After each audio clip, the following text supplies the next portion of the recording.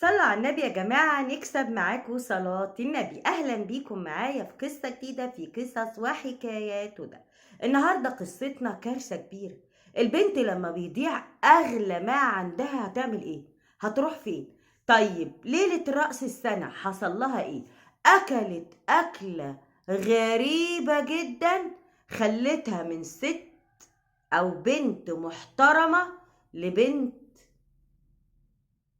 تعالوا بينا نسمع القصة ونقول الدكتورة بتاعتنا حصل فيها ايه. بنت كانت مجتهدة جدا في الثانوية العامة، وكانت أمنية حياتها إن هي تدخل كلية الطب.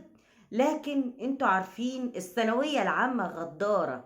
بعد المذاكرة والمشقة ممكن اللي ما بيذاكرش خالص يطلع، واللي بيذاكر ينزل، وده كان اللي حصل معاها بالظبط. لكن والدها علشان شايف إنها مجتهدة جدا وإنها من المتفوقين والممتازين قال لها ادخلي الكلية اللي انت عايزاها، اللي هي كلية الطب، وأنا هدفعلك المبلغ اللي تطلبه الجامعة، يعني كلية خاصة. وفعلا دخلت البنوتة الحلوة كلية خاصة. وفي الكلية الخاصة طبعا مستويات عالية جدا، زي بالظبط نجيبة. فاكرين فيلم نجيبة؟ كان في ناس مستوى عالي وفي ناس مستوى قليل وفي ناس رفاهية جامدة جدا وعربيات.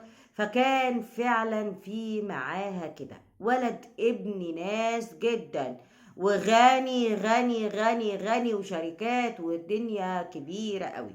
المهم اتعلق بيها وحبها، لكن هي ما كانتش مدياله وش، وكانت مركزة قوي في دراستها. عادت أول سنة وتاني سنة وكانت بتحاول إن هي تجتهد علشان تاخد منحة أو تاخد تقليل في شوية في المصروفات عشان والدها ما يبقاش عليه عبء كبير ليها.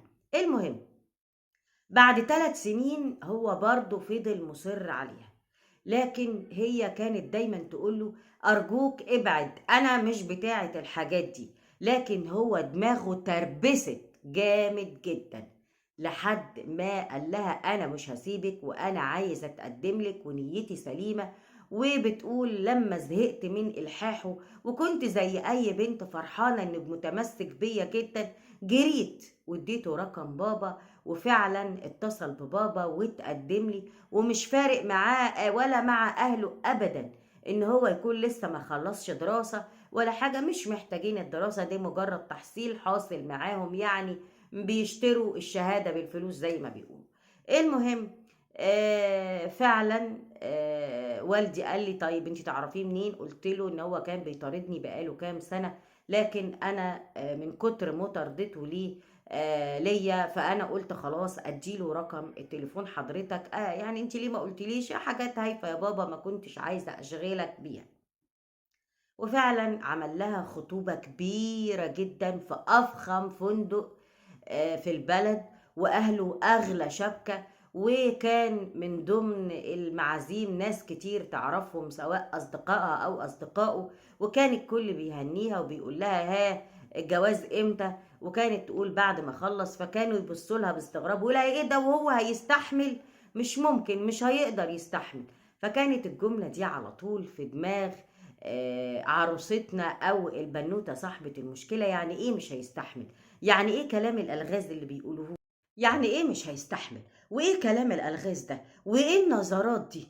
بتقول كنت شايفة نظرات غريبة كده زي ما يكون فيها تحذير، بس انا ما كنتش شايفة كده. المهم فهمت فيما بعد ان هم كانوا بيحاولوا يلفتوا نظر الحاجات انا ما كنتش شايفاها فيه. وعدى يوم الخطوبة بسلام وخلاص، وابتدى بعد كده يعمل حاجات غريبة جدا. بيحاول يقرب لي بكل الطرق من القرب اللي انتوا اكيد فاهمينه، لكن انا كنت على طول بصده. ومش هكدب عليكم انا فعلا كنت حبيته، لكن مش هتوصل للحاجة الغريبة اللي هو عايزها مني. عايز يقرب لي، عايز يبوسني، عايز يحضني، عايزني اركب معاه العربية واروح في مكان بعيد واروح هنا واروح هنا وابقى سايبة نفسي خالص معاه. وانا كان وعدي لابويا اني لازم اذاكر واكون حاجة كبيرة جدا واخليه يفتخر بيا، فما كانش عندي وقت لكل ده.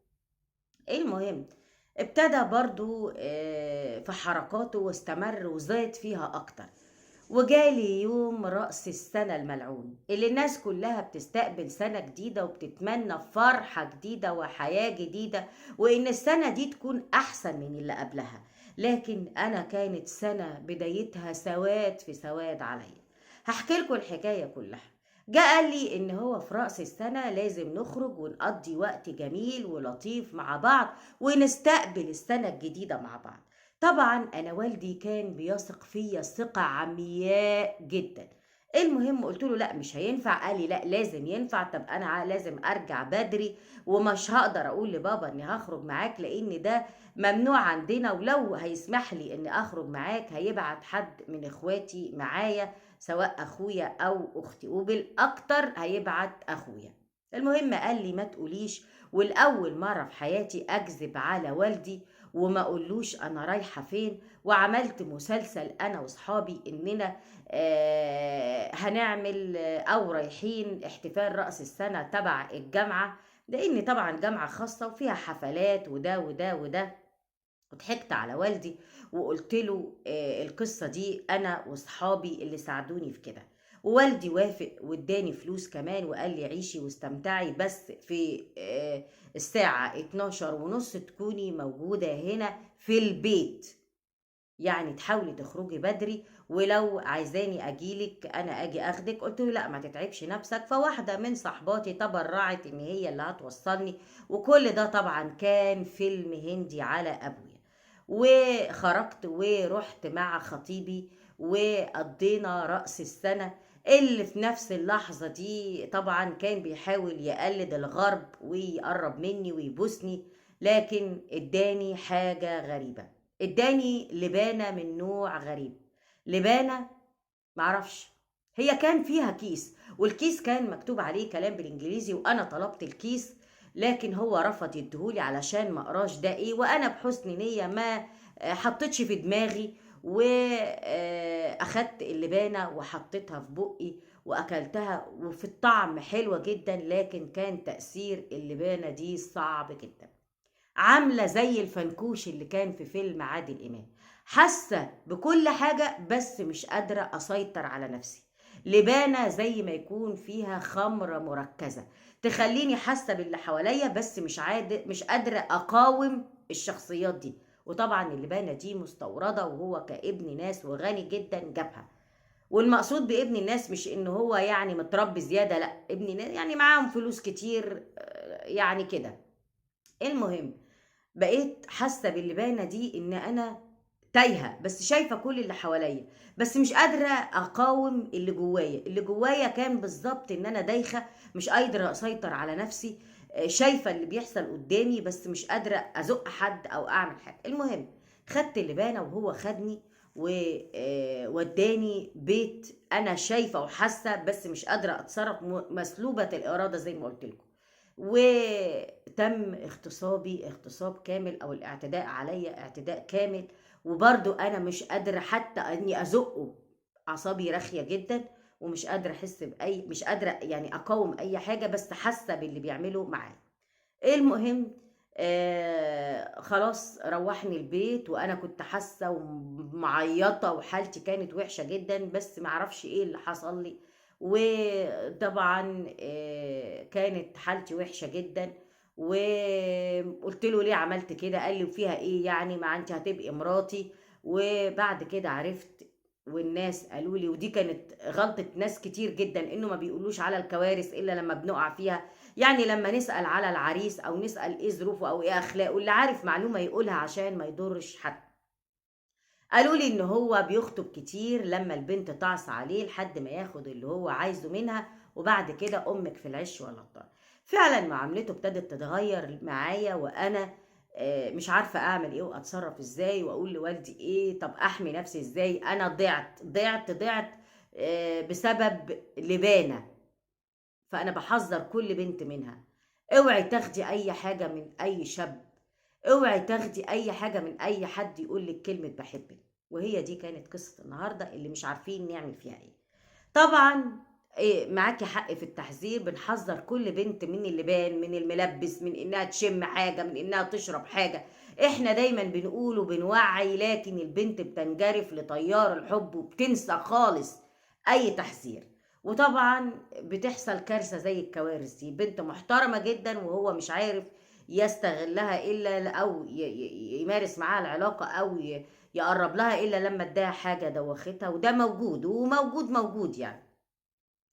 فالحل إن أنتِ والدِك راجل مُتفهِّم وعارف، احكي له وقولي له إن ده كان غصب عنِّك وإنِّك اتفاجئتِ بيه في الحفلة لإنه زميل ليكِ، وإنه خدِك وخرّجِك وعمل الحركة دي، وقولي له على اللبانة اللي أنتِ أخدتيها. أنا رأيي إنِّك تحكي لوالدِك وترحمي نَفْسِك من كل ده، وتلحقي نَفْسِك بسرعة. رأس السَنة ما عدّاش عليه حاجة، ده كل الحكاية النهارده تالت يوم، يعني تقدري حتى تعملي محضر وتنقذي نَفْسِك. و ما عنديش حل أكتر من كده. وخدوا بالكم يا بنات، خدوا بالكم. وعندي نداء لأي حد يعني بيفعل خير. بتفعل خير إزاي؟ بإنك أنت مثلًا أنا جاية لبنتي عريس، فأنا باسألك كجار، باسألك كصديق، باسألك كقريب. قولوا الحقيقة يا جماعة، قولوا الحقيقة. في ناس كتير أوي، في بنات كتير أوي بتاخد عريس من كتر ما البني آدمين بيشكّروا فيه، وبعد كده بتُقع في كارثة كبيرة وترجع تقول أنت قُلت لي كذا. قُل ما رضيتش بقى أخرّب عليكِ حياتِك، لقيتِك فرحانة. لأ، خرّب الحياة قبل ما تبقى الحكاية خلطبيطة بالصلصة. خرّب الحياة. قول حقيقة العريس دي أو حقيقة العروسة دي، علشان ما تدمّرش بيت بعد كده أو تدمّر إنسانة أو تدمّر إنسان. يا جماعة خلّي عندكم جراءة شوية.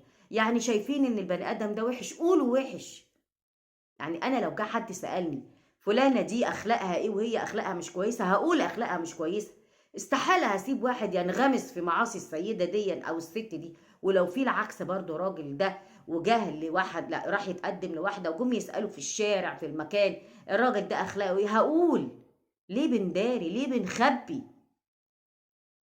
شكرًا ليكم وشكرًا لحبايبنا متابعين قصص وحكايات هدى، وأرجوكم ساعدوها وقولوا لها تعمل إيه وتتصرّف إزاي. لإن اعتبروها بنتكم، لإن البنت فعلًا مظلومة، مظلومة، مظلومة. شكرًا ليكم وانتظروني تاني في قصة جديدة في قصص وحكايات هدى.